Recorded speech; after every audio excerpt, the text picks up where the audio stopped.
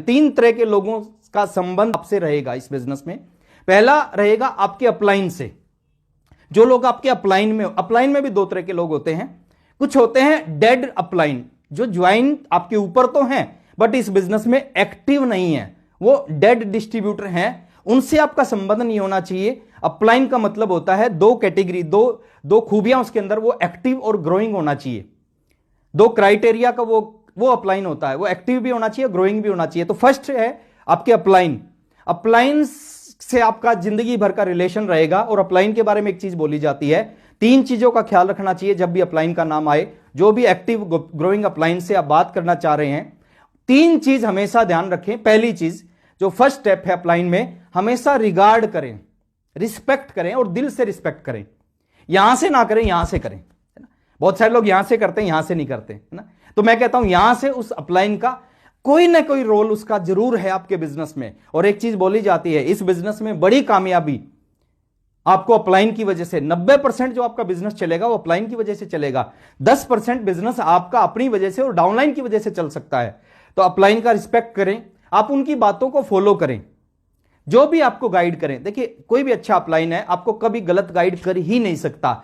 आपके हित में उसका हित जुड़ा हुआ है। आपका भला होगा उसका भला होगा, आपका बुरा होगा उसका बुरा होगा। तो कोई भी अच्छा अपलाइन आपका कभी बुरा नहीं चाहेगा। आप अपलाइन की बातों को फॉलो करें, मौका मिले काउंसलिंग का, काउंसलिंग कराएं। और सबसे बड़ी जो चीज मैं आपको बताने जा रहा हूं अपलाइन को लेके, कोई भी चीज अपलाइन से कभी मत छुपाएं।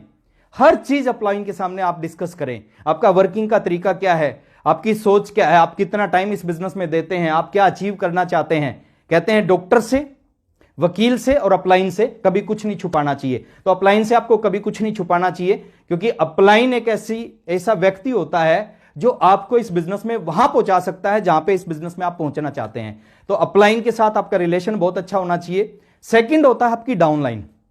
डाउनलाइन जो लोग आपके नीचे हैं, वहां पे आपको एक छोटा सा काम करना चाहिए। डाउनलाइन के साथ भी आपका रिलेशन बहुत अच्छा होना चाहिए।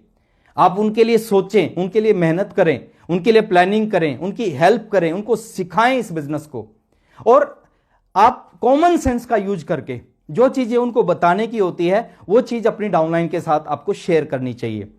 जैसे फादर और बच्चे का, चाइल्ड एंड फादर का जो रिश्ता होता है, वही इस बिजनेस में, इस इंडस्ट्री में अपलाइन और डाउनलाइन का रिश्ता होता है। तीसरा रिलेशन होता है क्रॉस लाइन। अब कुछ लोग सोचते हैं कि ऊपर वाले भी आ गए, नीचे वाले भी आ गए, ये क्रॉस लाइन कौन है? क्रॉस लाइन कौन होता है? जो आपके ना अपलाइन में होती है ना डाउनलाइन में होती है, वो आपके साइड में, वो आपकी अपलाइन की सेकंड लेग हो सकती है, आपके अपलाइन की लेग हो सकती है, या वहां से भी क्रॉस हो सकती है। वहां पर आपका रिलेशन कैसा होना चाहिए। और आज मैं उसी टॉपिक के ऊपर आपसे बात करने आया हूं कि अपलाइन के साथ में रिलेशन, डाउनलाइन के साथ, क्रॉस लाइन के साथ आपका रिलेशन कैसा होना चाहिए। देखिए, क्रॉस लाइन क्या होती है? क्रॉस लाइन आपकी हेल्प लाइन होती है। वहां पे एक लाइन होती है जिसको हमें क्रॉस नहीं करना, कभी भी उसको क्रॉस नहीं करना होता, क्योंकि अगर उस लाइन को क्रॉस करेंगे उसका नुकसान हमें भुगतना पड़ेगा। रेड लाइट को जंप करने से चालान आएगा, ये नियम है सर, ये रूल है, इस रूल को आप नहीं ब्रेक कर सकते। ऐसे ही क्रॉस लाइन का रूल है, नियम है कि आप क्रॉस लाइन के साथ एक संबंध होने चाहिए, पॉजिटिव संबंध होने चाहिए। लेकिन वत्स साहब बताते हैं वो संबंध इतने गहरे नहीं होने चाहिए कि आप उनके ड्राइंग रूम में जाके बैठे और वो आपके ड्राइंग रूम में जाके बैठे। और ये रूल जिंदगी भर लागू रहेगा।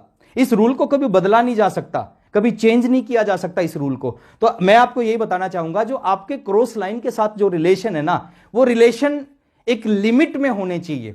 आप कभी भी क्रॉस लाइन मिलती हैं, फंक्शनों में मिलती हैं, आप पॉजिटिव बात करें। इसमें लेके 3 पॉइंट मैं आपके साथ में डिस्कस करना चाहता हूं। पहला point, number 1 point, cross line के साथ में जो आपका रिलेशन है वो अच्छे फ्रेंड वाला रिलेशन होना चाहिए। आप हमेशा उसके बारे में अच्छा अच्छा सोचें। देखिए, नेचर का एक नियम है, आप किसी भी व्यक्ति के बारे में जैसा सोचते हैं वैसा ही जवाब उसका मिलता है। वत्स साहब एक स्टोरी सुनाते हैं, स्टोरी मैं आपके साथ में शेयर करता हूं। एक राजा थे, वो राजा यंग थे, और जितने भी उनके राज्य में जो बुजुर्ग लोग थे, बूढ़े लोग थे, उनके बारे में वो ज्यादा अच्छा नहीं सोचते थे। वो कहते थे कि ये जो बूढ़े लोग हैं ये बोझ होते हैं, ये कोई काम नहीं करते, ये क्या खाली खाते रहते हैं, और ये पूरे हमारे राज्य का बहुत सारा अनाज खाते हैं, बोझ है हमारे राज्य पे। तो एक दिन राजा अपना भेष बदल के गए और उनको देखा कि यार ये बूढ़े लोग मेरे बारे में क्या सोचते हैं, मैं तो उनके बारे में ऐसा सोचता हूं। तो भेष बदल के गए तो किसी बूढ़े व्यक्ति से पूछा कि बाबा, जो आपके राजा हैं वो कैसे हैं? तो उन्होंने कहा यार बड़ा निकम्मा राजा है ना, कुछ नहीं करता, सारा दिन अपने राज्य में बैठा रहता है ना, जो हमारे लिए करना चाहिए वो नहीं करता, बहुत ही बकवास बेकार राजा है। दूसरे से